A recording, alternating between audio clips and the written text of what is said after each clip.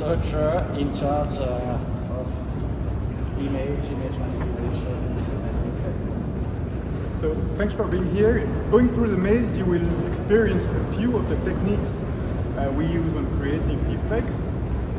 You will find things you probably already saw on TV, in the newspaper.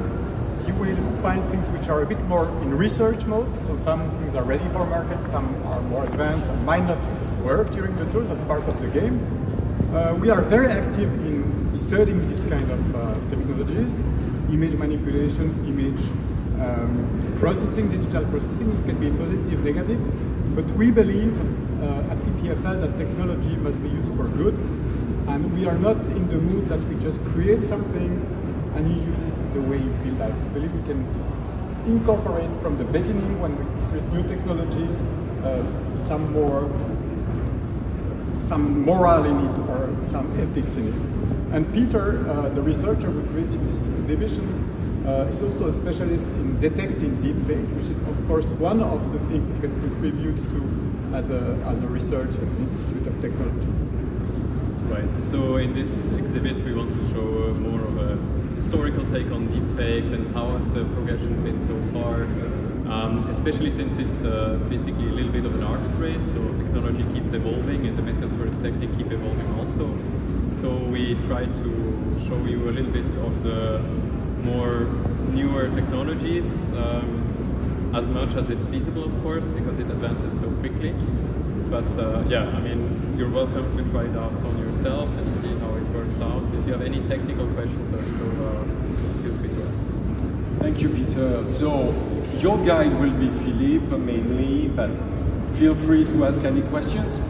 Maybe Philippe, just to explain how individual and personal this exhibit is.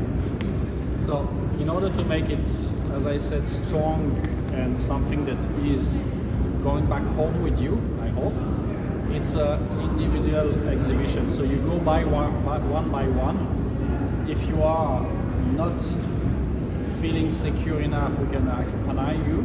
There is nothing that is going to be harmful for you.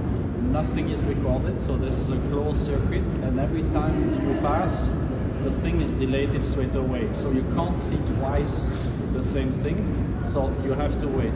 The processes is a bit, because it's live, you will have something really live. You have to wait a little bit between the moment a picture is taken from you and the end result.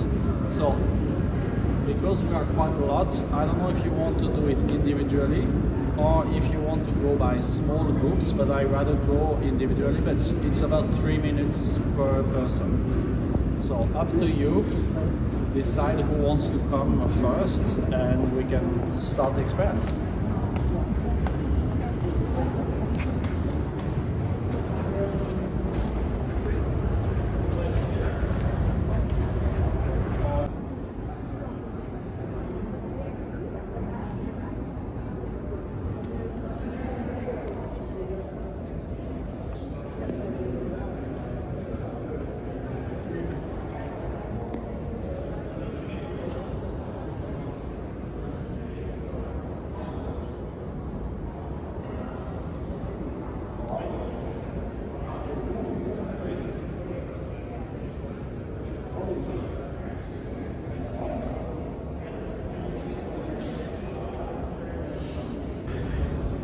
Like a banana.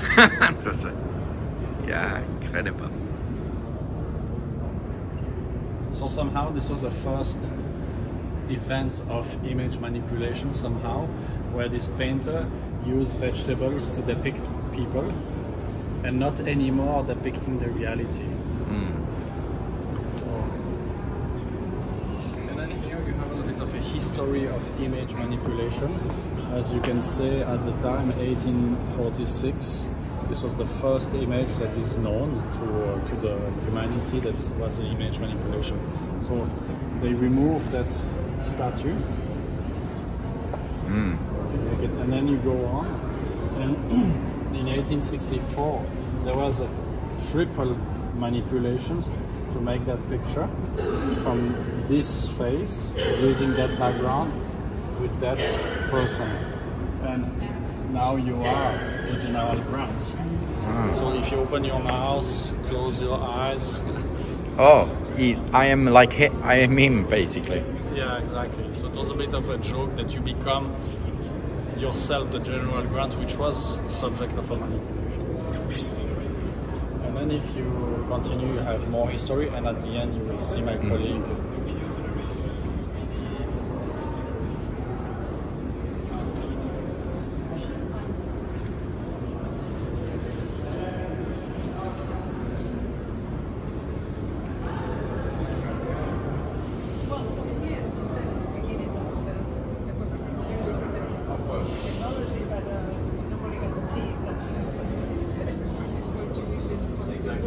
So we actually have papers that we didn't publish just because we didn't want bad actors to train, you know, our detection models, right?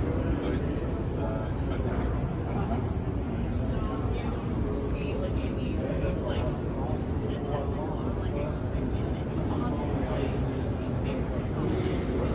No, there are, of course, there's already some research now on this, right? So that's where actors are made younger. It just speeds up the CGI process where you completely you can use the actors in theory if you wanted to. Because I'm you. And with that, I can call your family, for example, to ask for money. Or I can use your face to call for a genocide. So what do we do with that? How do we distinguish truth from manipulation? Who owns the truth?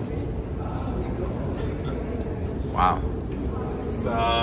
It's just supposed to be a testament on how easy it is to really just capture your face and navigate to. That's very impressive.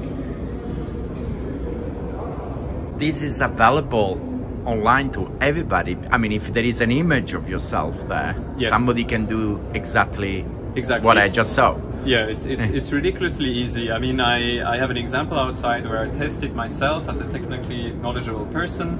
I managed to do it in maybe 3 or 2.5 minutes. But if you're not technically savvy, you're a high school student or something like this, half an hour, you can make a deepfake of whoever you want. And this, what are the consequences of something like this? I mean, anybody can use this to You need to raise to steal awareness. money, to Yeah, I mean, of course, there's a lot of danger because people aren't aware that this technology exists. If they're not aware, then you can be taken unaware. The best we can do is to really raise awareness that this type of thing exists, because if you're aware, then you're less likely to be tricked by this type of deepfake. Even if you can't detect, let's say, all the artifacts that exist in a video, if you're aware that it exists, then you're much less likely to believe that this is actually true. Let's see if it recognizes you as yourself. Oh, yeah.